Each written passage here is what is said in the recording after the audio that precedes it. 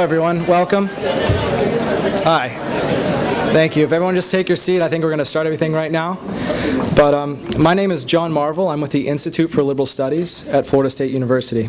I'd like to thank everyone for coming out tonight to the State of Education.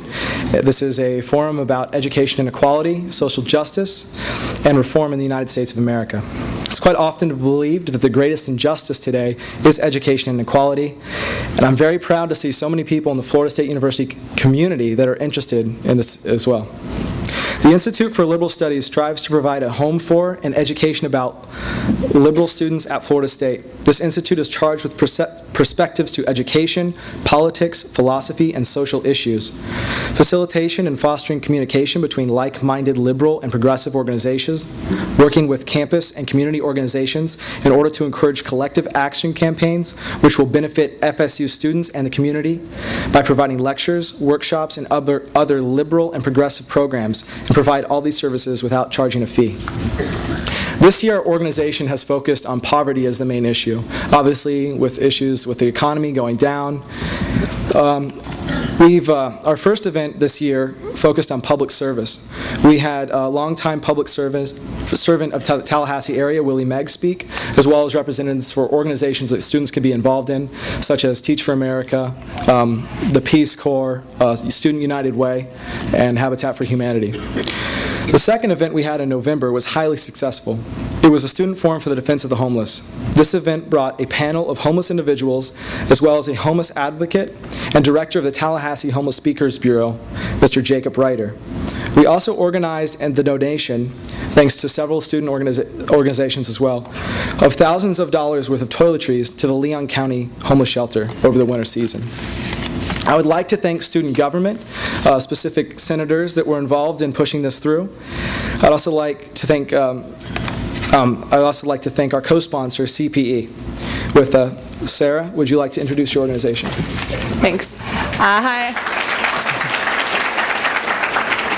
Hi, I'm Sarah, and I'm with the Center for Participant Education. We actually have a table back there if you want to check it out. We're one of the oldest agencies on campus, 38 years strong. It was founded on the idea that education is non-hierarchical. Anyone can teach, anyone can learn. We offer free classes in bike repair, vegan cooking, race and gender privilege, and we also provide free events like this, dealing with issues of farm workers' rights, human rights, combating corporate globalization, and supporting community development. We have meetings Thursdays at 8 in our office on the 3rd floor of the Student Union, and if you want to learn more, you can go to fsucpe.org. Thanks.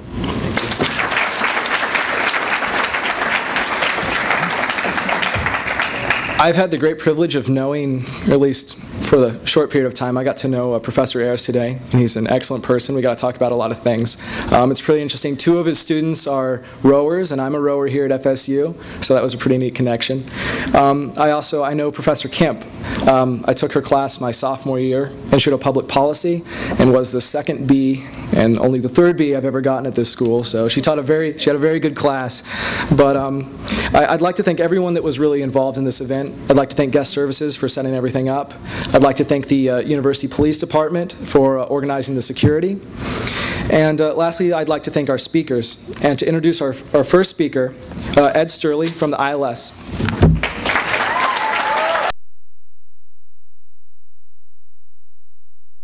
She's a graduate from Northwestern University from Chicago area, as well as Mr. Ayers.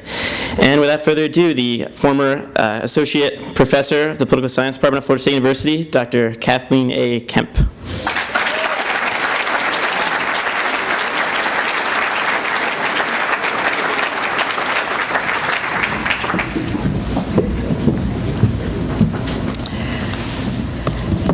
Well, this is marvelous that you all turned out to hear me speak tonight. That doesn't happen very often, and I have never had to deal with all these microphones. My gosh, where am I supposed to put my notes? I do need my notes.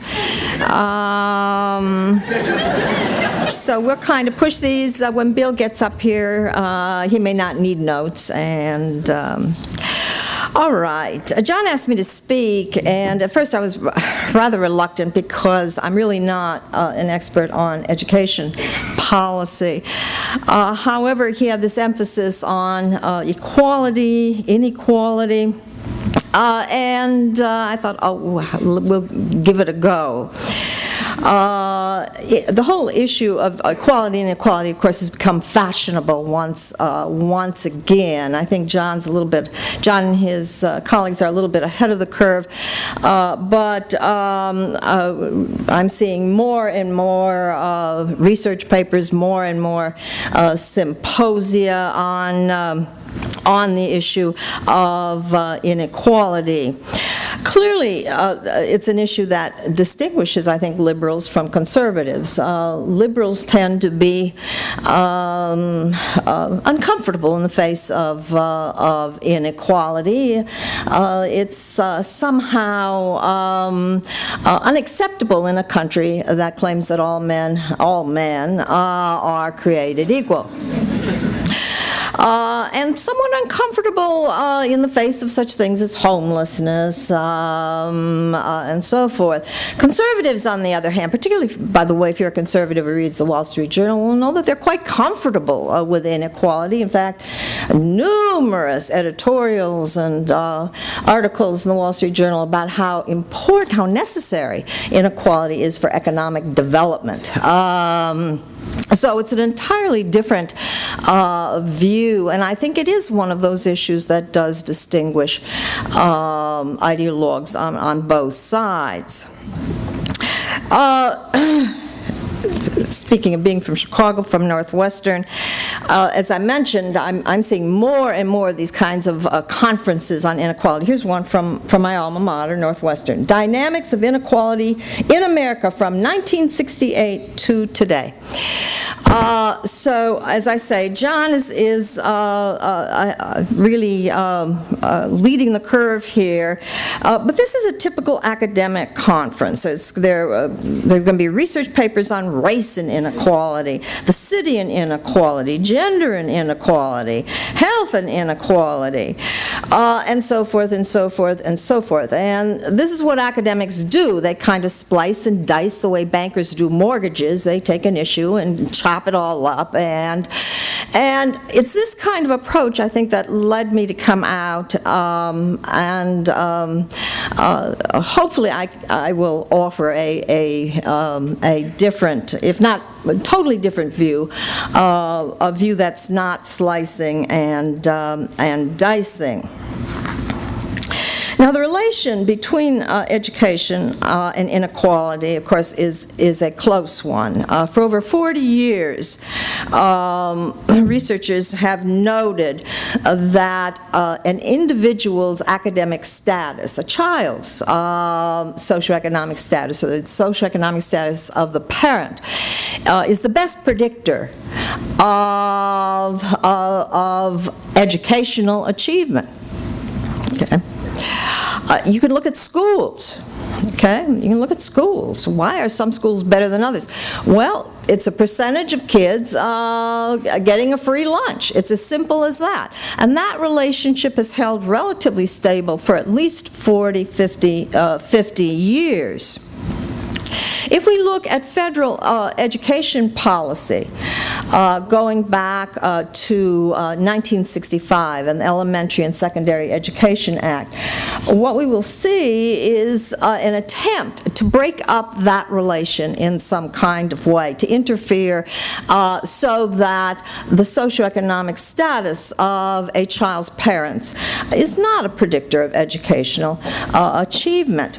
And throughout, from 1965 all the way up until the present, no child left behind, or no child left untested, as it's sometimes called. We see an attempt, at least in part, to break up that relation between